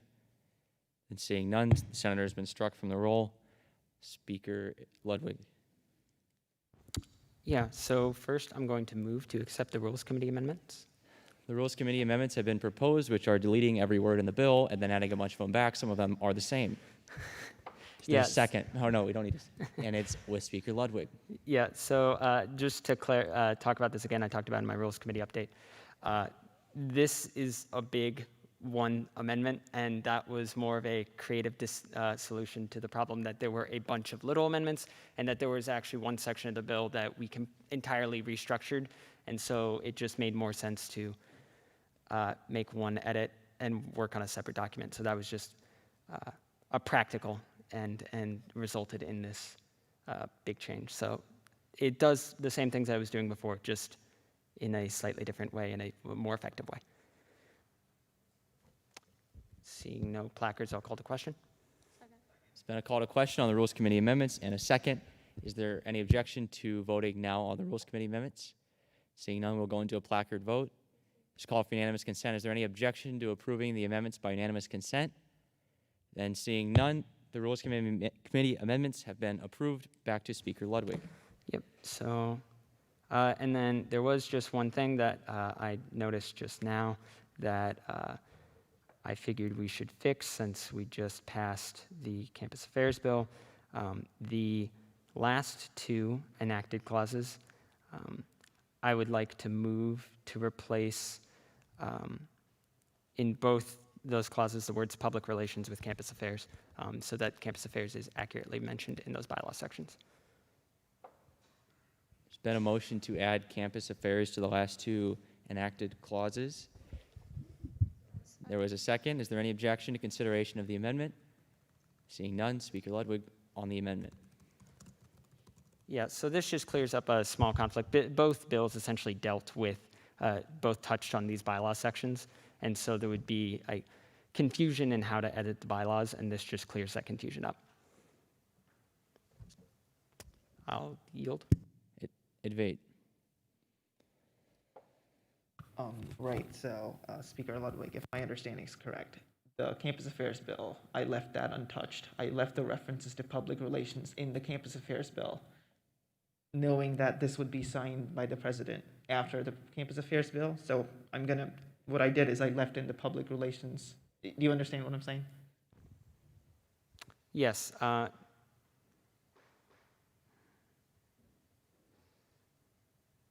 So I guess I started doing this amendment wrong. I wanted to replace the word, so change the effect of the lines to say replace public relations with campus affairs. Does that make sense? I mean, there's already a language in the Campus Affairs Bill that adds in the campus affairs language into the specific bylaw. So all we need to do is strike out public relations, and that's it. We don't need to add in campus affairs twice. Okay, I'm understanding your point here. Okay, can I withdraw the amendment? I'm gonna withdraw the amendment. The amendment has been withdrawn. Thank We you. are back onto debate on the bill as a whole. Speaker Ludwig. Yeah, sorry for that little confusion. I misread those last two enacted clauses. Yeah, so this does a lot of really important things. I think this helps clear up some of the confusion that Chapter 7 has created in the past and some of just the duplicated sections that it's had previously.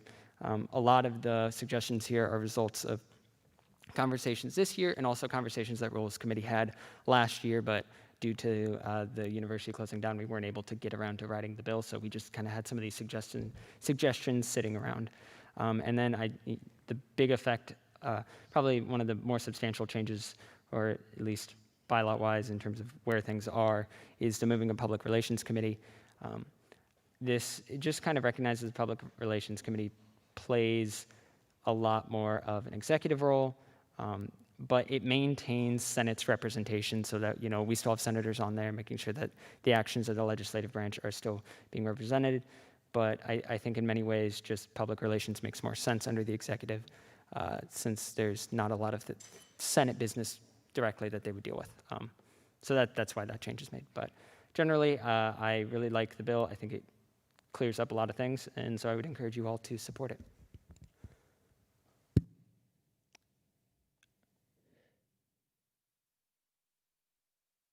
Senator Advait, since you give opening and closing statements, you don't get a speaking privilege during the normal debate period.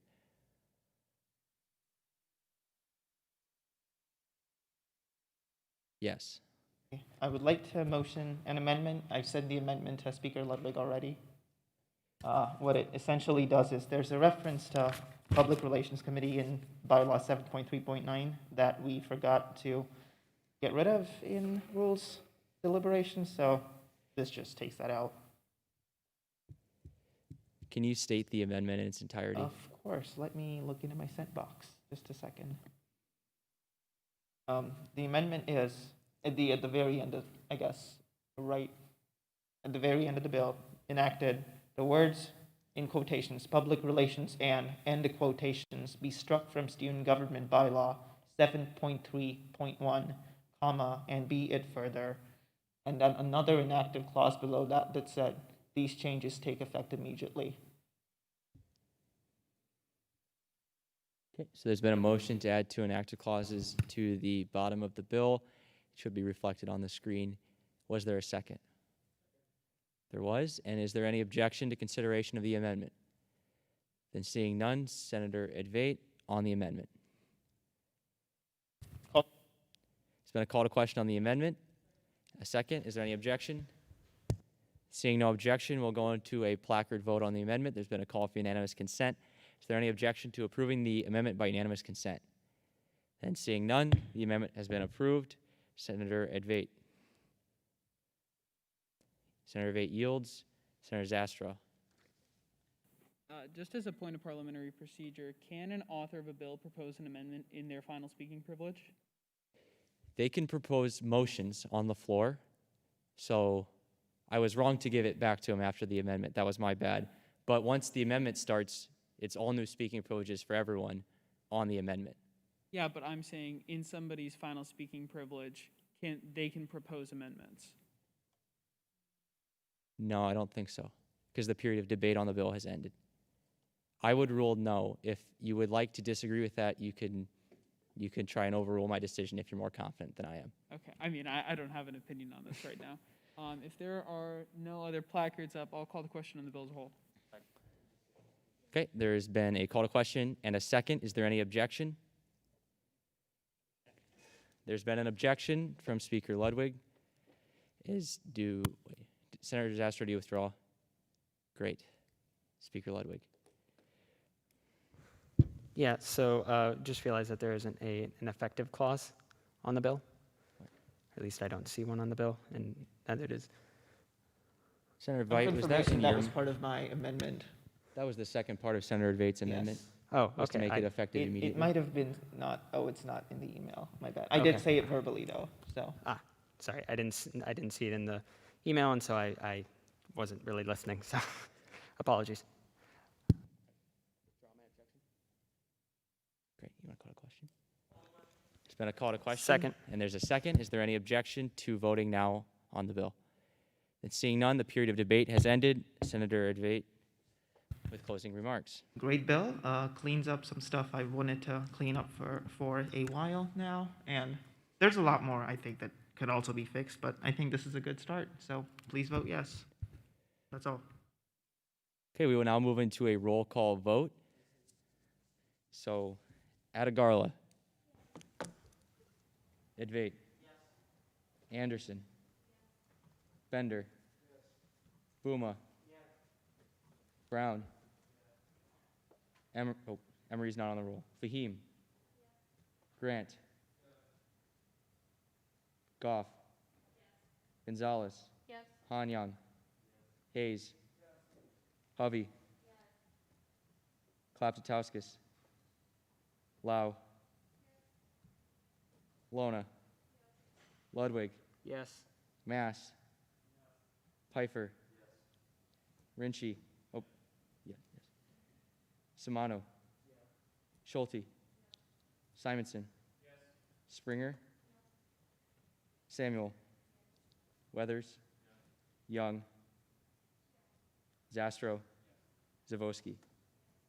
Did I miss anybody? Okay, then with a vote of 29 to 0 to 0, the bylaw change passes. We are exhausted internal matters. We will now move on to new business. The new business 2020-2-016F, funding asset organizations, and that is with Senator Zastro. Title. So asset is great. Y'all are gonna love it. I will yield my time to Senator or Finance Director Class. If only I was still a senator. This bill is to, as it says in there, to finish up FY20.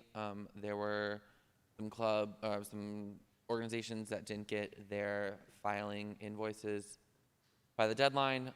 These are organizations that do a lot of good things for the community, Story County.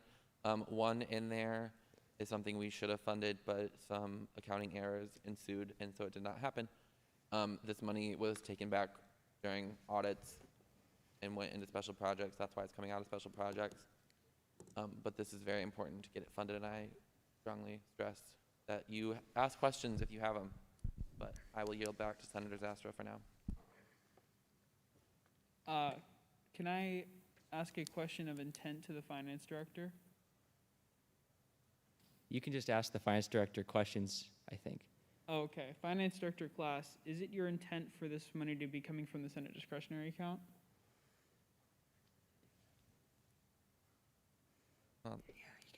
If that's what's on the bill, no. It should come from special projects. Okay, that's also what I was thinking. We will see that in Finance Committee. I yield. Are there any further questions of intent for Senator Zastro?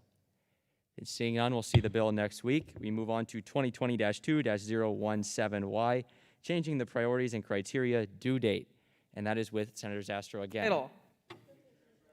So this was a funny little thing in the bylaws that said that we had to have priorities and criteria finished by 3 weeks before the end of the fall semester, which we never have done, which would make our work very sloppy.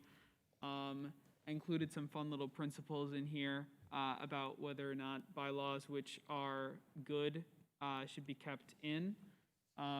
Take a wild guess as to what my conclusion is. Ask me any questions if you have them. I yield. Are there any questions of intent for Senator Zastro? Then seeing none, we'll see you next week. We move on to closing announcements. Please place your placard up if you have a closing announcement. Great. Then President Fritz. I mentioned this earlier in the executive update, but there will be a group of us going to the Black Panther movie on Central Campus. So if you're interested in that, just get my number off the MIS, text me, and we'll all be meeting up to go to that. So let me know. Senator Vate. So, thank you for passing both the bylaw bills up today, the Campus Affairs bill and the Chapter 7 bill. In regards to the Campus Affairs bill, I did hear some people say that they'd be worried that the committee wouldn't have enough oversight, and I'm personally planning to be really involved with the committee as much as possible, and to maybe assuage those concerns, what I was thinking is when senators are chosen to be onto the committee, right, we could work to make sure that senators from across, I guess, the political spectrum within Senate are represented on the committee. So that way the committee doesn't become a subset of a particular style of thinking within Senate. And hopefully this will take care of the concerns that were brought up. Other than that, Chapter 7, great. PR is now in the executive branch, so congratulations, PR. Other than that, that's all I have. Have a good night, everybody. Okay, so I will go. I ask anyone that has a committee, Senate exec, or otherwise to add their committee, to send their at-large members the MIS link so they can add themselves into that section of the MIS. No at-larges are currently there, and that way we have their contact information, but they also have ours if they need to reach out to one of us And since they don't come to Senate, they may not really know who we are. So it might be a little intimidating to try and track down an email on the directory of the Iowa State directory. So please get your at-larges, the MIS information. I guess I just wanted to comment on the bill, the campus affairs bill that passed. I think I heard a lot of, we need something to work on current issues. And, respectfully, I believe that is all of your jobs, and that Senate exists for you all to bring what you have to the body. And you don't need a committee to get you to work on something that's important. We have had many important things on this campus that would have been great to have senators involved in. And if you would like to be involved, either reach out yourself or talk to Morgan or I to work with a cabinet member that's in that area. I think there was a lot of reference to student rights, and we need to be quicker on that. It's a little offensive, as I spent 3 years in Senate working on student rights, but I didn't need a committee to tell me to do that. On Student Advocates last year, I got together with the cabinet member, and we researched it. We set up meetings. We even traveled to figure out the best way to do that program so we could ensure students receive due process at Iowa State, along with many other issues related to student rights. I think that each of you has passion areas, and we don't need a committee that lines up with that passion area. You don't need to be sat to anything to have the ability to do whatever you want. You have to do it respectfully. You have to do it understanding that what you do could have a positive or negative impact. But as a Senate, I urge you, even if there is a campus affairs committee, to not let that take away from your personal initiative to pursue projects, to pursue issues that you are excited about. We don't need bills to work on things. When I was a senator, just for my own records, I kept track of everything I did. And I worked on over 60 projects while I was a senator, and less than a third of those ever ended up being in a bill. It's about being a good steward of Iowa State and your student body and your fellow students. So I urge you, please get engaged and don't expect a different committee, or just because it's somewhere else doesn't mean you can't be involved. Our cabinet members are willing to work with you, but are very busy. And if you bring a good idea in their area and they can help and we can work together and you can take a little bit of the load off and we can accomplish something tangible in this year with everything that's going on, that would be an accomplishment that we all could be proud of as a student government. So please consider it. If you need any help, ask President Fritz or I, and we'd be happy to point you in the right direction. Thank you. Vice Speaker Gonzalez. Hi, everyone. Happy week 6. I just wanted to bring to your attention again the lack of mentor-mentee emails that I've gotten. I'm kind of disappointed because it's already September 23rd. I've said this at the end of all our meetings to please email me and communicate with me if you're having issues meeting with your mentors or meeting with your mentees, and I have gotten one email from a senator communicating that information. I really thought that with a pandemic happening, people would be more inclined to check up on each other, especially a student government that is supposed to be cohesive and working with one another and being the leaders on this campus. So if you are having issues meeting with your mentee, please come talk to me. I don't want to give out nonfeasance for if there actually is an issue for not meeting up. I want to know that. So just hit up my line. It's easy. And I'm more than understanding and willing to listen. So other than that, I know that around this time there is a lot of midterms, quizzes, exams going on.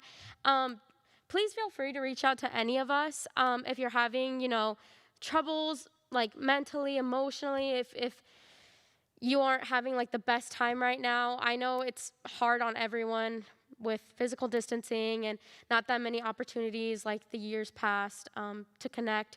So I just wanted to make that announcement clear and obvious to you all that you all have each other, you all have me, you all have the leaders of this body. So just be confident in that. You never have to guess, you never have to doubt if any of us would be willing to help you. With that, I hope you guys have a happy rest of your week.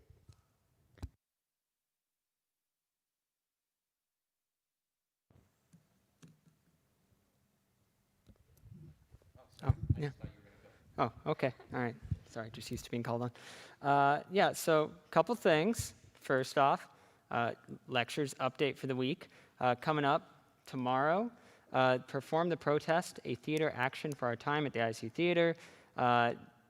Also, the day after that, we've got Innovation in Human Behavior and Culture with Rowena Crosby. That is from 12 to 1:30. There's also Perform the Protest, a theater action in our time. So that's another one of those events at 6:30.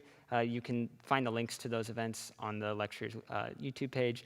And then there's an event on September 29th, Using Data and Technology to Disrupt with Alex Tim. That's at noon. The link should also be on the lecture's YouTube page. I like to give shout outs to lectures. I think there's a lot of really cool things that come to campus, a lot of really cool digital events, even in this time where we can't meet. And so I really encourage you all to go out there and make the most of the services that are offered and the awesome people that we bring to campus. Additionally, as you all should know, there's a retreat on Sunday. Don't forget to come. It's from 8 to 11. We've got a number of really important info sessions. We're trying to get as much crammed in into those 3 hours. Typically, retreats have been a sort of day and a half affair. And so this is kind of the most important stuff. This is the stuff that I really don't want anyone to miss. And so I really encourage you all to make it out so that we can, so that you can get the information that you need to understand parts of how student government works. We're going to have a session on finance with a finance director class. He's going to, explain a lot about how our finance system works and be there to answer your questions if you have any. I think this is really important to figure out early in the year, so I really encourage you to pay attention to that and the other different sessions that we'll have. Also, as President Fritz said, there's going to be a movie night this Friday. I can't personally attend, but I really encourage you all to go, talk to other people in student government. It's really important to build relationships in this organization. I think it can be really valuable, not just for finding friends, but for being effective and knowing who you can work with in this organization to do more for students. Those relationships have proved really valuable to me in the past and made me a more effective member of student government, and I think they can help you too. And so I really encourage you to get to know your fellow senators, your fellow members of student government, and I think the movie night on Friday would be an awesome opportunity to deal with that. And then not going to try not to turn closing announcements into an extension of the debate on 007Y, but I'd like to echo certain parts of Vice President Schrader's remarks, which is that you really should get involved, get out there, work on things. And I don't think that a committee has to exist for something to happen, but committees exist to give focus and make sure that things are happening.